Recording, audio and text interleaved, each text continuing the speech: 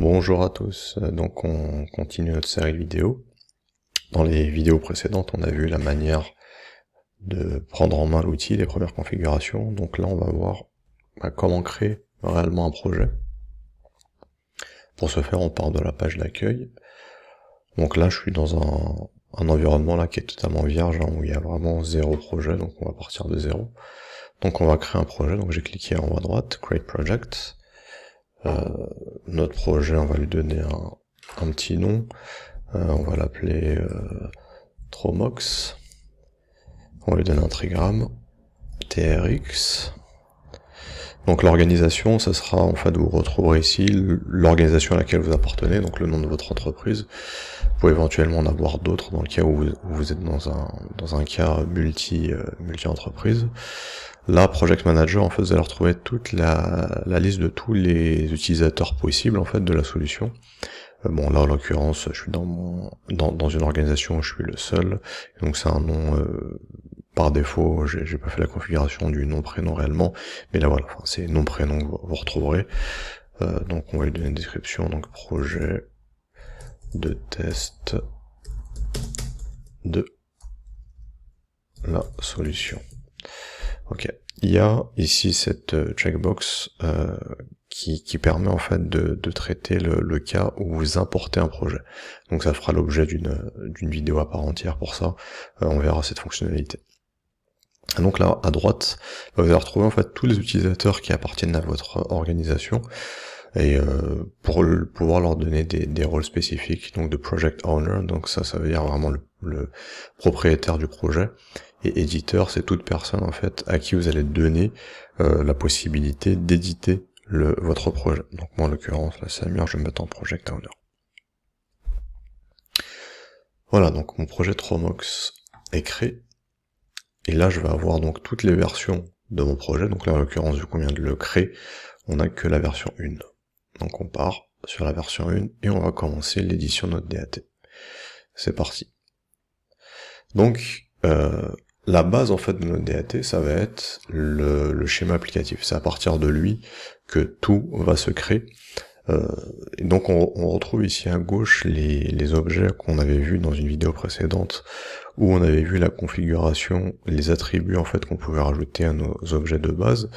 Donc je vais prendre icône utilisateur par exemple, donc qui va suivre la convention de nommage de mon organisation, c'est-à-dire que ça va se nommer en P1 en l'occurrence, ici.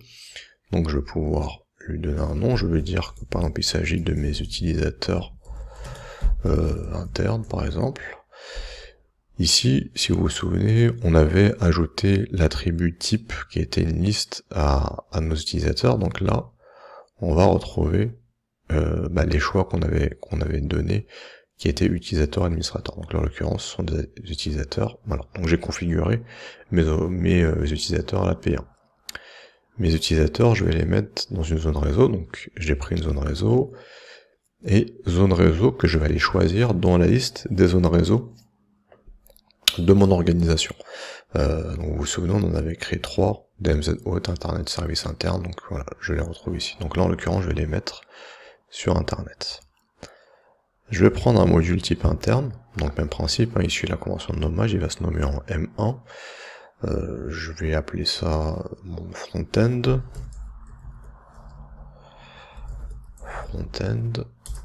Je vais prendre un deuxième objet interne, je vais appeler ça mon back-end.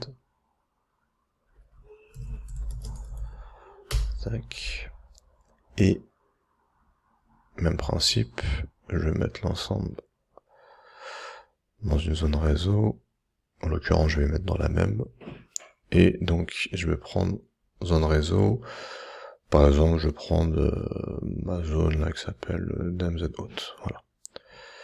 Et enfin, je vais prendre un module type externe,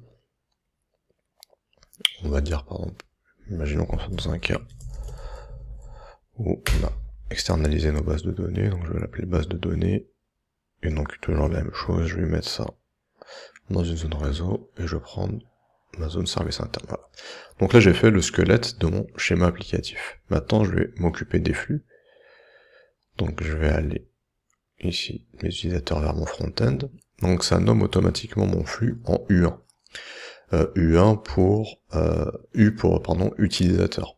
Comme on l'a vu dans le réglage de la convention de nommage, on peut choisir quelle convention de nommage est-ce qu'on va suivre pour nos flux type utilisateur, donc qui vont d'une icône utilisateur vers un autre objet, pour nos flux internes, donc qui sont entre deux objets internes, et pour nos flux externes, c'est-à-dire qui vont faire intervenir au moins un objet externe.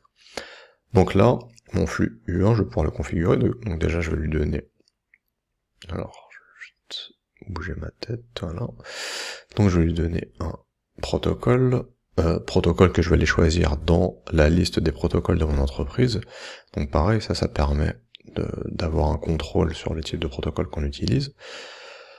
Je vais rajouter là un port, par exemple, je vais le mettre en 443, et vous vous souvenez, on avait rajouté l'attribut volume à nos flux, en méga, donc là, on va dire que ce flux-là fait 1 méga. Voilà, donc j'ai fait mon flux U1, ensuite je vais faire un flux de mon front-end vers mon back-end, donc là, comme on l'a dit tout à l'heure, par rapport à la convention de nommage, il se nomme en I, automatiquement. On va dire qu'il est en HTTPS aussi, pareil, on va le mettre en 443 lui aussi. En volume, on va dire que c'est un flux qui fait 5 mégas.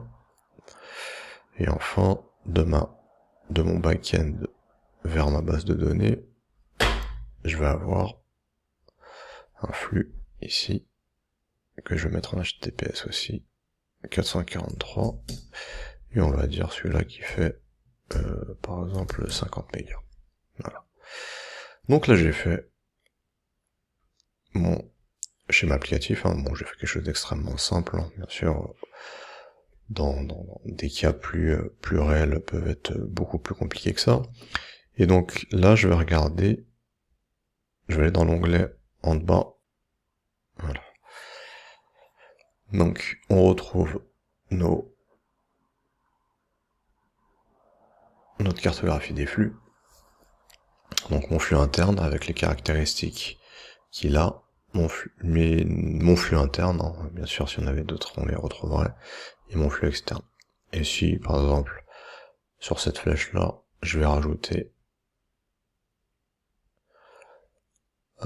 un autre protocole, par exemple je vais faire du SSH, je vais lui rajouter le port 22, je vais lui rajouter la caractéristique ici 1 méga, pareil. Et si je vais sur ma cartographie des flux, je vais retrouver mon flux U2. D'accord? Donc ça se met à jour automatiquement. Bien sûr, comme ça vous avez la cohérence entre votre schéma applicatif et votre cartographie des flux. Donc l'intérêt ici il est double. D'une part, vous allez avoir la certitude que ce que vous faites sur le schéma applicatif est bien transposé sur votre cartographie des flux. C'est-à-dire que vous n'allez pas avoir d'erreur, vous n'allez pas avoir d'incohérence, vous n'allez pas avoir par exemple un flux I1 en HTTPS sur votre schéma qui se retrouve en I1 HTTP, par exemple dans votre cartographie des flux, ce genre de choses. Voilà. Et bien sûr, c'est le gain de temps derrière que ça va constituer. En admettant qu'on va mettre 1 minute par exemple pour passer d'un flux du schéma applicatif à la cartographie des flux, voilà, ça va être n fois 1 minute que vous allez économiser.